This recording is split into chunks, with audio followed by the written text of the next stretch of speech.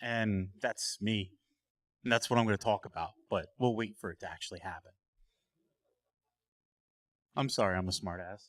So, hey, what's up? Today we're going to have a conversation quickly, because this is an Ignite talk, about two things I think are really, really cool. One of them happened to do a lot around here, and one showed up once in a while, made a whole bunch of noise, and left. You can guess which one is which. So, first of all, my name is Jay. Before I worked at the cool place I do now, which is Microsoft, I worked at these places. I saw huge scale. I saw that stupid dress. No one could tell what color it was. I did all that thing at BuzzFeed. It was really wild.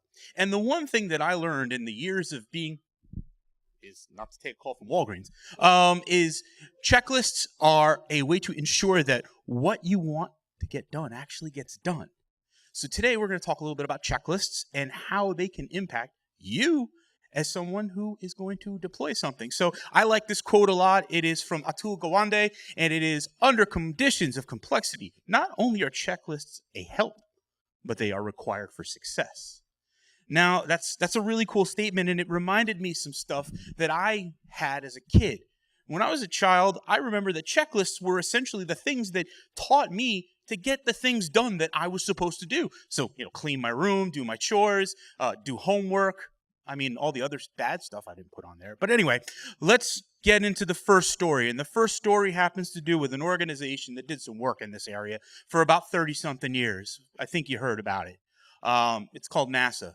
And so one of the things that NASA had to do when they shot up that giant thing full of fuel into the air was to figure out what the hell they were going to put inside of it before it went up in the air.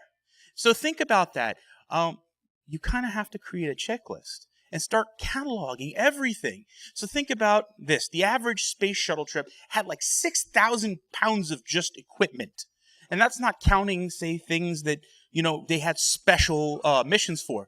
And these packing missions were essentially like their own part of the mission.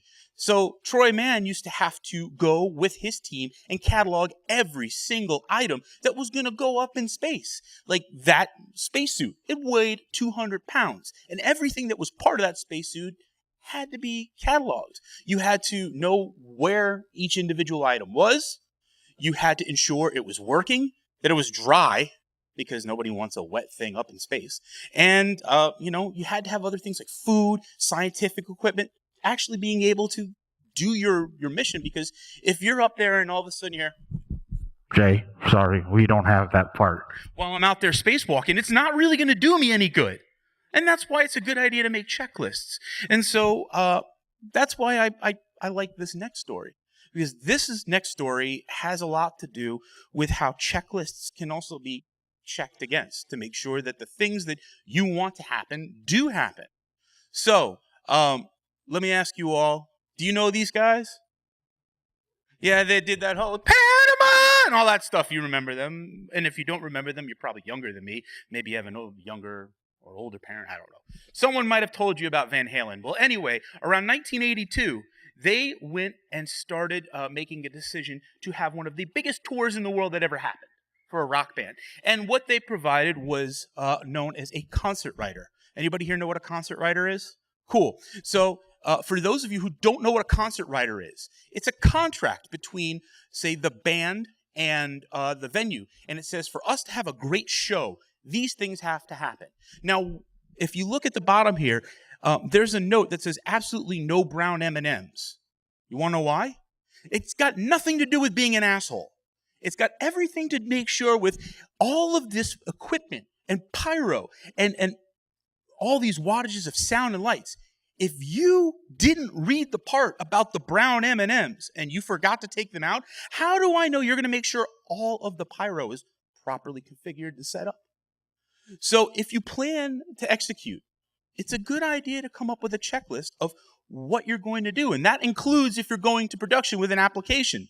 So build your own M&Ms into the process of deployment. And so how do you do that? Well, I like to create a simple checklist that answers some basic questions about what I need to make sure happens when an application is deployed. Do I have backups? Are monitoring configured so if something blows up, I know about it? And there are tools that already exist out there for you that you're already using. You're probably already using GitHub. You're already probably using Jira. You can store information in these places about the checklists and the things that you want to get done in your deployment. So that's really all I got to talk about today. I hope you enjoyed my awful singing. And that's my buddy Rico. If you liked my talk, please send me a tweet @JDestro. Thanks.